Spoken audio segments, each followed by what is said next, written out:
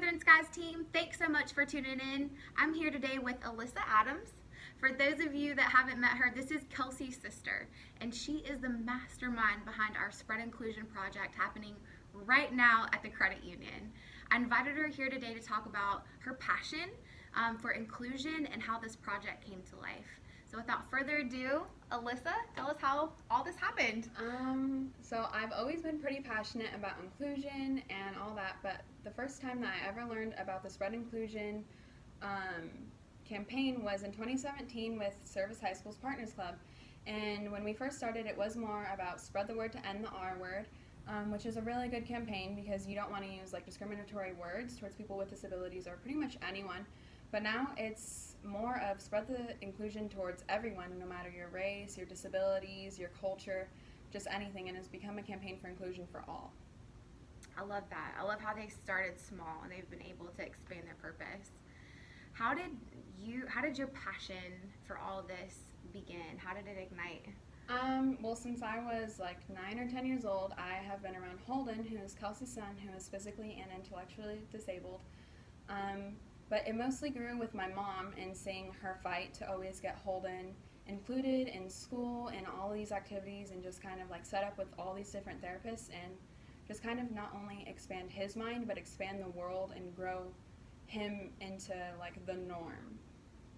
Yeah, I'll tell you guys, I see you guys on a day-to-day, not day-to-day basis, but frequently I see you guys and the way that you interact with Holden. One of my favorite things you do, you're like, do you want to go to the movies or do you want to go here? And you're like, you go out of your way to make sure that he has a voice. And I think that's one of the things that I love most about you and how I see your passion in action. I mean, that's definitely like a learning experience. You have to learn how to communicate and how everyone can communicate and what's the best way to communicate with everyone, no matter like someone's disabilities, with whether they're nonverbal or verbal, someone's first language or native language, like different things like that. And communication is definitely an important part of living with someone and like working with someone, even like here at the credit union. Yeah. Tell me about how your passion grew from Holden and now to, I mean, it seems like you have so many connections in our community. How did that happen? It definitely happened with my time at Service. So Service was the first time that I really was able to experience like other people who have disabilities, and it was awesome. Like within my very first day there, I met Mr. A, who is the administrator for Partners Club, and within that very first day I was eating lunch every day in the classroom and just like meeting all of these new people who are my classmates and who are in the special education classroom, and it was just amazing to see all of these different kinds of people come together, like because I had never seen that before, and it was really just amazing to see. It is. It's beautiful when people come together. Yeah, it's cool that you are a connector for that too. Okay, what else do we have for you? Tell me about, so all donations today that are being made by our credit union, all of them are going to the Special Olympics of Alaska. Now, you've helped out with the Special Olympics. Tell us more about the program and what it allows people to do. Oh, the program is amazing, actually. So, Special Olympics is a really big part of how Partners Club and other schools can get their students with disabilities together. So in 2018, Service High School was the first unified school in Alaska, meaning ESPN came and brought a banner basically saying that we are now allowed to have people who have disabilities participate in unified sports. So partners and all of these people came together to do floor hockey and things like that, and that's just with the school. But also, Special Olympics has many ways to fundraise and get people to donate to their organizations for summer programs and winter sports, like bowling competitions, floor hockey, there's skiing. There's a lot of different activities that they just allow these kids and other adolescents to come together and just be around other people who are like them and want to be around them and volunteer with them. I think that's so important when you say they want to be around them, like making sure that this segment of our community feels wanted and included. And I love Spread Inclusion. Their theme, their word that they have for this year is connection. And I think there's a lot of intention that comes with connection. Can you share maybe ways that you intentionally try to connect with people that otherwise may be excluded? Yeah, I mean, connecting with someone, it definitely has to be an intentional thing. You have to be able to be and want to work with their experiences and their knowledge of things. So for me, one person that I connected with in the classroom was Niobe. So Niobe is verbal, but she has pretty severe autism and sometimes has a hard time communicating even though she's verbal. And so what she loves to do is she's an artist. She can paint, she can draw, and I'm telling you, she's probably one of the best artists you will ever meet. Like, her paintings are amazing.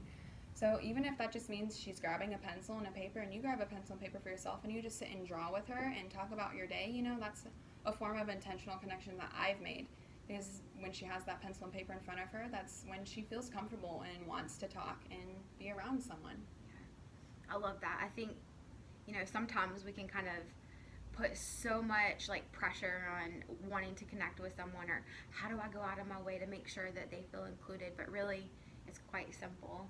And I think we can learn from that even here at the credit union, how we serve people. And we have people from different backgrounds, ethnicities, we have people with disabilities, and I've seen it firsthand in action, how people go out of their way to connect with someone. I remember one specific example. I don't even remember who the processor was. Maybe it was Susan. That someone came in, they were hard of hearing, I think borderline deaf maybe, and she was writing things down, and they were communicating back and forth just on paper. So I think if you allow yourself to know that it can be done, but maybe not the way I'm used to, that's a beautiful thing to make that connection and allow someone to have a voice. Definitely. I think for me, one of the biggest things is that people who don't have disabilities should definitely make more of an effort to connect with people who maybe do have disabilities and are maybe nonverbal and things like that, just because a lot of these people are they grow up and they have to be taught different life skills like communication and stuff, and so that's something that they do work on a day-to-day basis. And so for them to really put those skills that they've learned to work, we have to be willing and able and want to work with them on it and work with ourselves to communicate better with them too, because everyone needs better communication and other better life skills, not just people with disabilities. So that's so true. That's so true. I love that. There is kind of an expectation for us to do our part. Yeah. And that's what this whole campaign is about, guys. So if you haven't made your pledge, please do so. We are asking for at least one $5 donation. Every $5 donation gets you a Casual Friday in March. All proceeds go to the Special Olympics of Alaska. She's already highlighted a little bit about what they're doing this year, or not this year, but what they do in general.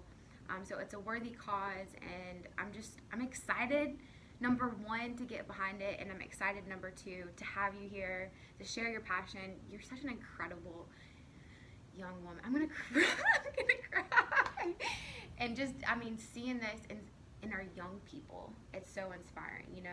I think we can kind of halfway expect it from somebody who's 35 and trying to figure out what their purpose is, but for you to be fresh out of high school, going into college, and have such an incredible heart, I think it motivates and inspires all of us. So thank you for you, and thank you for being here with us today. Thank you for listening. Bye.